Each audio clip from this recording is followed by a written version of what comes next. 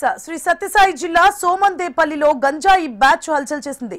Puttaiah complex దగ్గర కూర్చున్న కొంతమందిపై గంజాయి బ్యాచ్ దాడి చేసింది. ఈ దాడికి సంబంధించిన దృశ్యాలు అక్కడున్న సీసీ కెమెరాలో రికార్డ్ అయ్యాయి.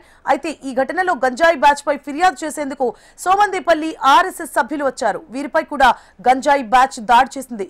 గత ఏడాది సోమందేపల్లి ఎన్టీఆర్ సర్కిల్లో బహిరంగంగానే ఈ గంజాయి బ్యాచ్ కొట్లాటకు దిగింది.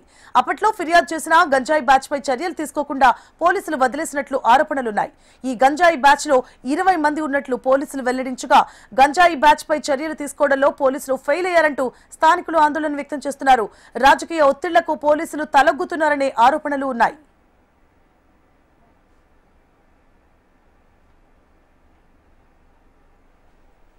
శ్రీ సత్యసాయి జిల్లా సోమందేపల్లిలో గంజాయి బ్యాచ్ హల్చల్ చేసింది. పుట్టయ్య కాంప్లెక్స్ దగ్గర కూర్చున్న కొంతమందిపై గంజాయి బ్యాచ్ దాడి చేసింది.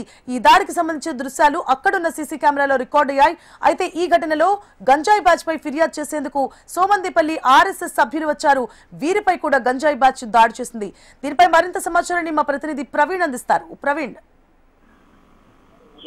సోమందేపల్లి పెనుగొండ కాన్స్టిట్యూన్సీలో ఏదైతే జాతీయ రహదారి పైన అర్ధరాత్రి యువకులు హల్చల్ చేసినటువంటి ఘటనలో ఒక్కొక్కటిగా వెలుగులోకి వస్తున్నాయి. ఏదైతే బైక్ పైన రైడింగ్ చేస్తూ కార్లు ఏదైతే హైవే పై వెళ్ళేటువంటి కార్లు ద్విచక్ర వాహనాలకు అడ్డంగా తిరుగుతూ ప్రమాదాలకు గురవుతున్న నేపథ్యంలో పోలీసులు వాటిని కట్టడి చేయడానికి నిన్న రాత్రి డ్రైవ్ చేశారు. దాదాపు 20-30 వాహనాలను కూడా స్వాధీనం చేసుకున్న నేపథ్యంలో సోమందేపల్లిలో రాత్రి పుట్టయ్య కాంప్లెక్స్ దగ్గర కూర్చున్న జనాల పైన ఒకసారిగా యువకులు వచ్చి విరుచుకుపడ్డారు. అయితే గంజాయి సేవిస్తూ మద్యం మత్తులో కనిపించిన వాళ్ళపైన దాడి చేస్తూ హల్చల్ చేసినట్టు కూడా పోలీసులు గుర్తించారు. అయితే వీళ్ళంతా కూడా మైనర్లు కావడం కొంత వదిలేసినట్టు కూడా పోలీసులు సమాచారం వస్తుంది. అయితే ఆర్ఎస్ఎస్ సంబంధించిన వ్యక్తులు దీని మీద ఫిర్యాదు చేసినప్పటికీ కూడా పోలీసులు సీరియస్ గా తీసుకోవట్లేదన్న ఆరోపణలు అయితే ఉన్నాయి. ముఖ్యంగా సోమందేపల్లిలోని పుట్టయ్య కాంప్లెక్స్ అదేవిధంగా జాతీయ రహదారి మీద పెద్ద ఎత్తున ఏదైతే ఈ గంజాయి బ్యాచ్ రాత్రిపూట హల్చల్ చేస్తూ కొంత భయం ప్రాంతాలకు గురి చేస్తున్నట్టు కూడా సమాచారం ఉంది. ఈ విషయాల మీద పోలీసులు దృష్టి సారించినప్పటికీ కూడా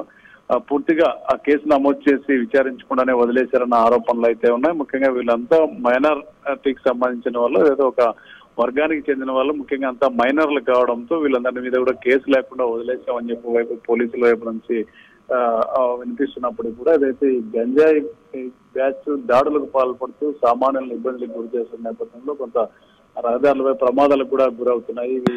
వీరే కారణం అని చెప్పి కూడా స్థానికులు ఆరోపిస్తున్నారు. ఖచ్చితంగా పోలీసులు చర్యలు తీసుకొని కఠినంగా వీళ్ళని కూడా ఒక డిమాండ్ అయితే right, thank you for the updates Praveen.